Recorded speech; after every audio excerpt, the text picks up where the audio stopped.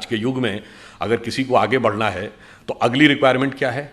सड़क, बिजली।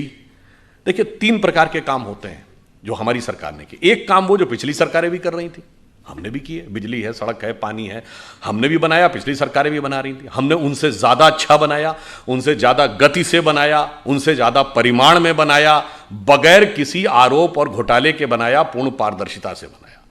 दूसरी कैटेगरी के वो काम होते हैं जो पिछली सरकारों ने सोचा मगर करने की हिम्मत नहीं कर पाई, जैसे जीएसटी, जैसे सर्जिकल स्ट्राइक। तीसरी कैटेगरी में वो काम आते हैं जो पिछली सरकारों के कल्पना में ही नहीं आए होंगे, हमने वह भी करके दिखाया। तो प्रधानमंत्री जी ने किस रूप में सोचा? जब हम लोगों की विचारधारा के हाथ में पूर्ण सत्ता आती है तो देखिए सोचते कैसे हैं। दीनदयाल जी का अंत्योदय साकार किया, सबको देके, चाहें अगर आप याद करिए उज्ज्वला योजना में उन सारी महिलाओं को जिनके के लिए धुएं के से निकलने वाले आंसू नियति बन गए थे, उनको उनसे मुक्ति दिलाई। और यह भी महत्वपूर्ण बात देखिए, 2014 में एक और परिवर्तन आया। इससे पहले लोग सरकारों से अपेक्षा करते थे हमें और चाहिए, हमें और चाहिए।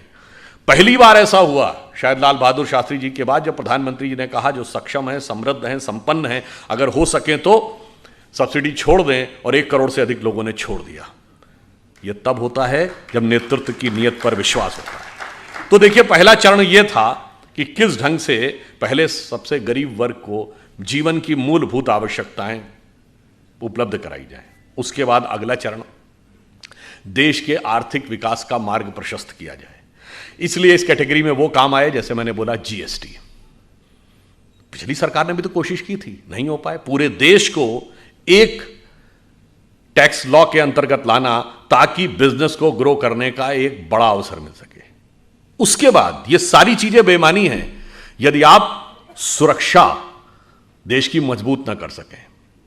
अब हमने आपको बताया जो सर्जिकल स्ट्राइक थी, बहुत से पिछली सरकारों ने क्लेम किया जी हमने भी कहा था, हमने भी कहा। भाई किया था तो क्यों नहीं हो पाया? और यह बात मैं प्रमाण के साथ बोलता हूं। अमेरिकी राष्ट्रपति बराक ओबामा ने अपनी किताब द प्रॉमिस लैंड में लिखा, 2010 में भारत आए थे, उस यात्रा का वृत्तांत देते हुए उन्होंने लिखा कि 26/11 के हमले के बाद उस समय की सरकार ने, जबकि सेना तैयार थी पाकिस्तान के ऊपर एक स्ट्राइक करने के लिए, उस समय की सरकार ने इसलिए अनुमति नहीं दी क्योंकि उस सरकार को लगता था कि इससे उपजे वातावरण से भाजपा को राजनीतिक लाभ न मिल जाए। यह आपकी हिम्मत नहीं थी, इसलिए नहीं कर पाए।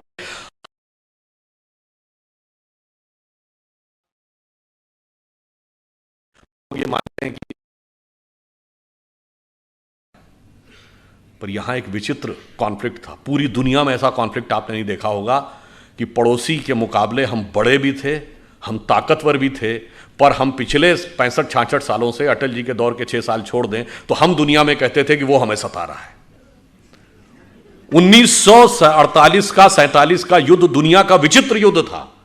हमेशा युद्ध विराम की मांग वो सेना करती है जो हार रही हो, संयुक्त राष्ट्र में वो देश जाता है जो छोटा हो, कमजोर हो, हार रहा हो। यहां हम बड़े थे, ताकतवर थे, जीत रहे थे, बस 48 से 72 घंटे की बात थी, पीओके हमारा होना चाहिए, हम संयुक्त राष्ट्र संघ में चले गए। ऐसे विचित्रता के उदाहरण हमने प्रस्तुत किए और भारत की छवि बनी कि एक सॉफ्ट स्टेट है, कोई भी आके हमें दबा सकता है, कोई भी आएगा और हमारे साथ किसी भी प्रकार की शरारत करके चला जाएगा और हम सिर्फ शांति के कबूतर उड़ाते रहेंगे।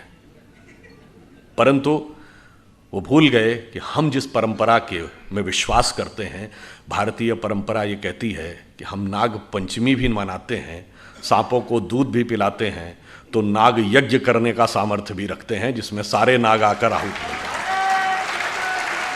तो हमने यह प्रेरणा ली कि कश्मीर घाटी को लहू लुहान करने वालों सुनो, एक भी बलिदान हुआ जवान नहीं भूले हैं, और दूध भी पिलाते हैं परंपरा हमारी मित्र, किंतु नाग यज्ञ का विधान नहीं भूले। और आपने देखा कि पहली बार भारत ने इन 8 वर्षों में, अब now the era of India जो सॉफ्ट स्टेट इज ओवर, अब वो दिन चले गए। तब जैसे मैं तो लखनऊ का रहने वाला हूं, हमारे यहाँ कहावत होती है, अमा मियाँ वो दिन लद गए जब उस साल लल्लू खा फाकते उड़ाया करते थे। तो वो कबूतर उड़ने के दिन लद गए और अब वो समय आ गया जब हम प्रबलता प्रखरता के साथ अपनी बात कहते हैं। और समय में कितना बदलाव आया ये 8 वर्ष, 75 वर्ष के पहले 8 वर्ष हैं जब हमने पाकिस्तान से कोई ऑफिशियल बायलैटरल डायलॉग, औपचारिक द्विपक्षीय वार्ता नहीं की। और इसके बावजूद क्या हुआ? ये पहला मौका है।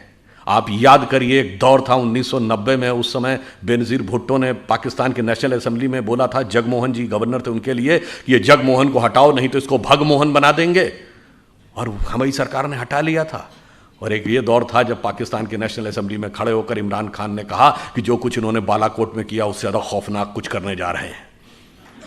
याद करिए कि पाकिस्तान के फॉरेन मिनिस्टर शाह महमूद कुरैशी का बयान नेशनल असेंबली में, आप सबको वो वीडियो क्लिपिंग याद होगी, उन्होंने कहा कि साहब हमारे पास आर्मी चीफ आए, उनके पैर कांप रहे थे, उन्होंने कहा खुदा का वास्ता है कि अभिनंदन को वापस कर दीजिए शाम तक, वरना 9 बजे के बाद हिंदुस्तान अटैक कर देगा। ये तो 1971 में कभी नहीं हुआ कि फॉरेन मिनिस्टर और आर्मी चीफ ये कहे कि उसके पैर कांप रहे थे, वो भी पाकिस्तान की नेशनल असेंबली में। उनका दिया बयान है, किसी पत्रकार का बयान नहीं है। यह परिवर्तन आया। फिर कुछ काम ऐसे जो इस अमृत काल को आगे वास्तविकता में चरितार्थ करेंगे, जो किसी ने सोचा नहीं। जैसे अगर भारत को इलेक्ट्रिसिटी चाहिए, विकसित देश बनना है, तो पावर रिक्वायरमेंट है इंफ्रास्ट्रक्चर के बाद। अब पावर में हमारा 44% पावर कोल से आता है। अब कोयले से अगर हम इतनी भारी मात्रा में एनर्जी लेंगे तो एक तो उससे पर्यावरण का बहुत प्रभाव पड़ेगा आने वाले समय में, और हम कितनी ऊर्जा ले पाएंगे। तो इस पर सोचना चाहिए कि भगवान ने भारत को क्या दे रखा है। देखिए, भारत के 2 छोरों को देखिए, पूर्वी छोर और पश्चिमी छोर।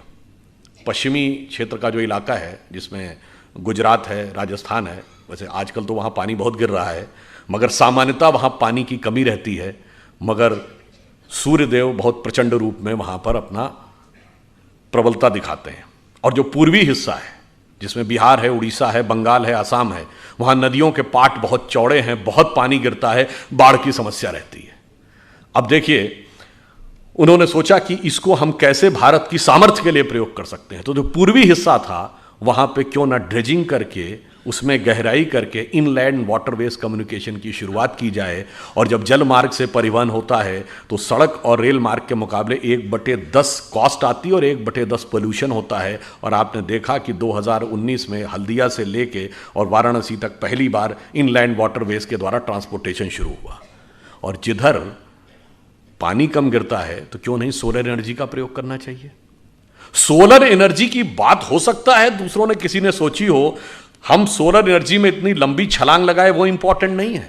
हमारा टारगेट यह है कि हम 300 गीगावाट 2030 तक कंप्लीट कर लेंगे, 2047 तक हम पूरी तरीके से क्लीन एनर्जी से पावर ले लेंगे। ये इंपॉर्टेंट नहीं है। इंपॉर्टेंट यह है कि एक इंटरनेशनल सोलर अलायंस बना और उसका केंद्र भारत में, दिल्ली के पास गुरुग्राम में बना, यानी सोलर पावर के वर्ल्ड लीडर के रूप में हम स्थापित होंगे। यह किसी ने कल्पना नहीं की होगी। दूसरा उदाहरण देखिए, कल्पना न करने का।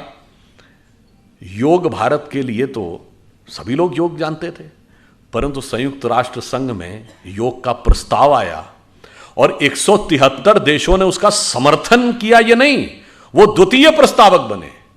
They have not become the supporter, they have become the second sponsorer. और ये यूएन की हिस्ट्री में एकमात्र प्रस्ताव है जिसका 173 देश सेकंड प्रपोजर बने। और आज आपने देखा पूरी दुनिया में योग दिवस मनाया जाता है। यह पिछली सरकार की कल्पना से परे था। दूसरा उदाहरण, क्यों स्वास्थ्य आता, अगर हम सब योग को अपनाएंगे तो 90% मामलों में हमें, आप कहेंगे इसका इकोनॉमी से क्या कनेक्शन है, मैं बताता हूं। जो फार्मास्यूटिकल इंडस्ट्री है, इसमें कितनी बड़ी इकोनॉमी है और कितना बड़ा हमारे मनोविज्ञान और मनोभय, मन के भय का दोहन किया जाता है।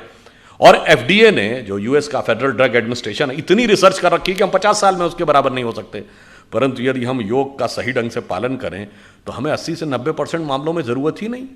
आपके इन्वेस्ट किए हुए मिलियंस ऑफ डॉलर आपको मुबारक।